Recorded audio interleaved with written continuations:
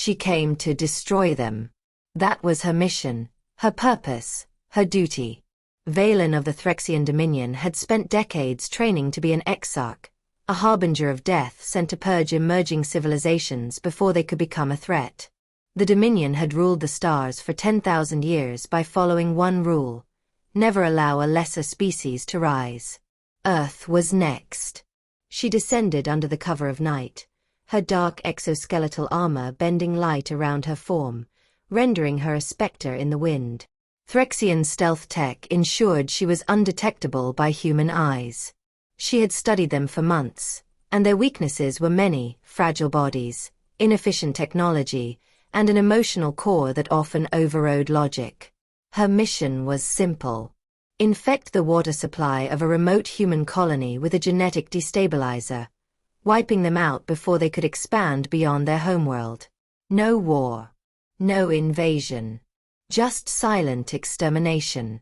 But then, she met him. The human community was small, barely 200 individuals living in a settlement nestled in the Colorado Mountains. Valen had infiltrated their perimeter with ease. She was prepared to deploy the toxin when she saw a child trip over a loose stone, skinning his knee. Before she could process why she hesitated, a man rushed over to comfort the child. His presence was commanding, not because of size or strength, but because of something she had never encountered in her kind, an aura of warmth that defied logic. His voice was deep, calm, reassuring. He lifted the child effortlessly, his face unreadable, yet the way he soothed the boy was precise, as if human emotions were a science of their own. Valen had never felt her dual hearts tighten this way. She was trained to exploit weaknesses, but this was not weakness. This was something else. Over the next few weeks, she observed him more than she should have. His name was Daniel Rains. A former engineer, now the unofficial leader of the colony. His people respected him, not out of fear, but because he listened. He protected them without weapons, solved disputes without violence, and built homes with his own hands. It was illogical. A leader who served instead of ruled. And something inside her changed. When the time came to deploy the toxin, Valen stood at the edge of the settlement, vial in hand, paralyzed by an unthinkable thought. Do they deserve to die? Her people would call it treason, weakness, corruption. She had seen humans fight, betray, and destroy one another. But she had also seen them build, love, and sacrifice. She did not realize how long she had been standing there until she felt a presence behind her. Daniel. He had seen her. Yet instead of drawing a weapon, instead of calling for help, he simply looked at her and said, "You look lost." She never left. Days turned into weeks. She learned their ways, hiding her true form, disguising herself as a traveler who had stumbled upon the settlement. She was awkward, unfamiliar with human customs, but Daniel was patient. For the first time in her existence, Valen was seen, not as a warrior, not as a killer, but as a person. And she fell in love. Their union was not without hardship. Valen told Daniel the truth one stormy night, expecting him to recoil in horror. Instead, he laughed softly. Figures. The first woman I fall for is a 7-foot-tall alien assassin. They were together for years, long enough to have children. Hybrids of two worlds, two species that should have never intertwined. Valen had defied everything, her training, her people, her own nature, to create something new. But the Dominion did not forget. They never did. The first assassin came in the winter. A lone operative, sent to eliminate her. She dealt with him swiftly, burying the body deep in the mountains where no one would find it. The second came 6 months later. Then the third. The Dominion had discovered her betrayal. She and Daniel had to move, always on the run, protecting their children. Humanity was advancing faster than the Dominion expected, and soon, Earth would be too powerful to destroy. But Valen knew what was coming. A war.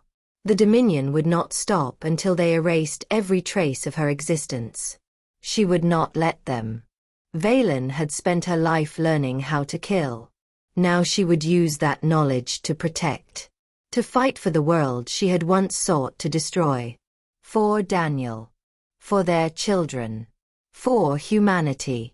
And so, beneath the crimson sky of a dying sun, the former assassin prepared for the war that would decide the fate of two species. She was no longer an exarch of the Threxian Dominion. She was Valen Rains. And she was ready. Valen moved through the shadows like a phantom, her senses on high alert. The mountain air was sharp, carrying the distant hum of human civilization. The Dominion had already sent 3 assassins. The next strike would be an eradication squad. She had spent her life hunting. She knew the patterns. They would come at night. They would strike without warning. And they would leave nothing behind. Her hands clenched into fists. They would not take her family. Not while she still breathed. Daniel sat at the edge of their makeshift cabin, a rifle slung across his lap. He was not a soldier, but he had learned. For years, he had helped Valen track Dominion operatives before they could get too close. She stepped beside him, silent as a wraith. "You hear it?" he asked without looking up. She nodded. The click-click-click of drone legs skittering through the trees, just beyond human perception. "They've sent a scout," she whispered. "The real attack follows at dawn." Daniel exhaled, rubbing his temples. "Then we don't have much time." Behind them, their children, half human, half Threxian, slept soundly, oblivious to the war creeping toward them. Valen brushed a hand over the pulse rifle on her hip, her exoskeletal armor shifting instinctively. The time for running was over. They would fight. The first wave came at sunrise. 6 Dominion enforcers in full combat armor, moving with inhuman precision. Their weapons burned white-hot, sending searing plasma bolts into the trees, setting the forest ablaze. Valen met them head-on. She tore through the first 2 before they even realized she was there, her claws slicing through their reinforced plates like paper. The third managed to fire a shot, grazing her shoulder, but Daniel's bullet found his throat before he could fire again. The remaining 3 hesitated. She knew why. They had never seen one of their own fighting for humans. She let them hesitate. Then she killed them. When the last body hit the snow, a voice crackled through the dying embers of the Dominion squad's comms. "Exarch Valen." Her blood ran cold. Only one being still called her by that title. She picked up the communicator from a fallen enforcer and pressed it to her ear. A deep, resonant voice filled the silence. "You cannot hide forever. We will reclaim you. And if you resist, we will burn this world to cinders." Valen's hands trembled. Not with fear. With rage. She glanced at Daniel, his jaw clenched, his knuckles white against his rifle. Their children stood behind him, eyes wide with the weight of what they had just witnessed. They would never be safe.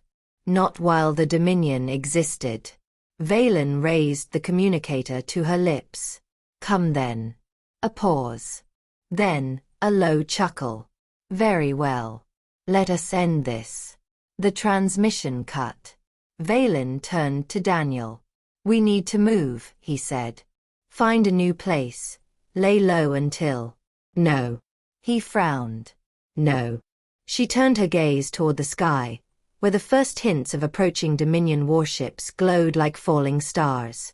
"This is the last time we run," she said. "We end this. Now."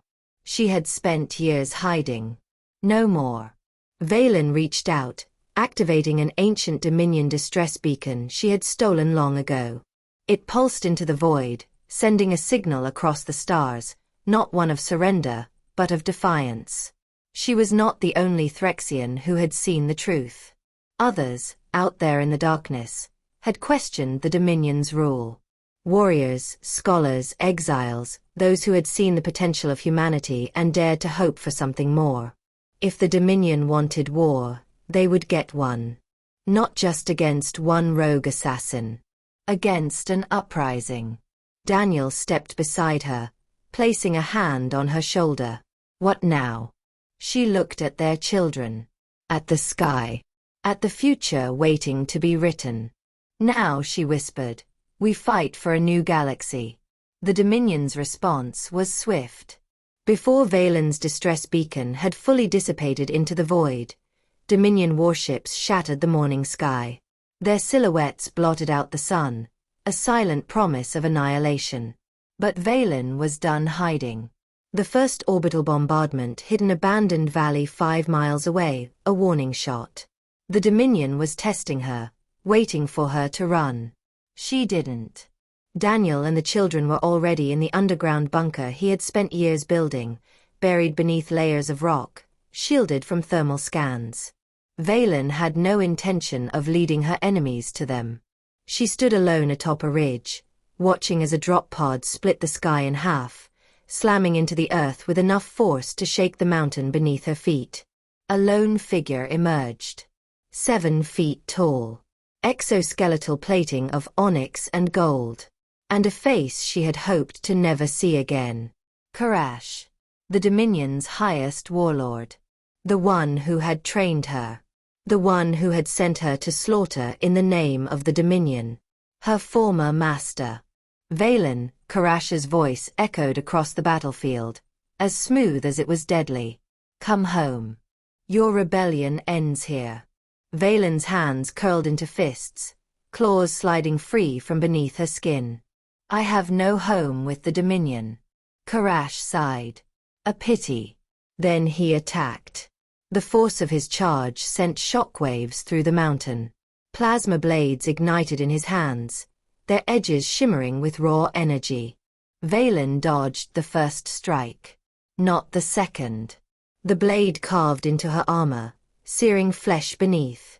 Pain shot through her nerves, but she pushed through it, twisting and raking her claws across Karash's chest. His blood was dark violet, but he barely flinched. You were my greatest warrior, he growled, striking again. Now look at you. Soft. Weak. Tainted by this human filth. Valen gritted her teeth. You call it weakness. She ducked low, grabbed a chunk of rock, and slammed it into his jaw, sending him staggering. I call it strength. The Dominion had always underestimated humanity. Even now, as they watched from their warships, they saw Earth as nothing more than a primitive battleground. They were wrong. As Valen and Karash clashed, the distress beacon she had activated finally found its recipients. Exiled Threxians. Rebels. Dissidents who had waited for a sign that the Dominion was not invincible. That sign had arrived. From the far reaches of space, hidden ships decloaked. Not Dominion warships, but something new, something built from stolen technology, crafted in secret by those who had once been enslaved by the Dominion. Valen's people. The first shots rang out before the Dominion even realized they were under attack. The sky erupted with fire. Human fighter jets, primitive yet fast, soared into the fray. Dominion warships, once unchallenged, found themselves caught in a crossfire between Earth's defenses and Valen's unexpected reinforcements. Daniel emerged from the bunker, rifle in hand. He knew Valen had held Karash at bay, but he also knew she couldn't fight him alone. Kids, stay here, he ordered. His eldest, only 7 years old, grabbed his arm. Dad, is Mom going to win? Daniel gave the only answer he could. She always does. Then he ran into battle. Karash had always been stronger. He had trained her, molded her, shaped her into a weapon. But Valen had something he didn't. She had something to fight for. Karash swung his plasma blade in a killing arc Valen let him. At the last second, she twisted, letting the blade graze her side. With her free hand, she grabbed his wrist, wrenching it downward, and in one fluid motion, plunged her claws through his heart. Karash choked, his expression shifting from rage to disbelief. You would betray your own blood? Valen leaned in, voice cold. You were never my blood. She twisted the blade deeper. And Karash fell. With their warlord dead and their ships outmaneuvered, the Dominion hesitated. And then, for the first time in their history, they retreated. Earth had won. Humanity had won. Valen had won. As she stood among the wreckage, Daniel rushed to her, pulling her into his arms. You okay? He murmured. She exhaled, pressing her forehead against his. I am now. Their children ran to them, and for the first time in years, the galaxy felt quiet. But Valen knew peace was temporary. The Dominion would return. Stronger. Angrier. And next time, they wouldn't come just for her. They would come for Earth. Daniel squeezed her hand. Then we'll be ready, he said. Valen smiled. Yes, she whispered. We will.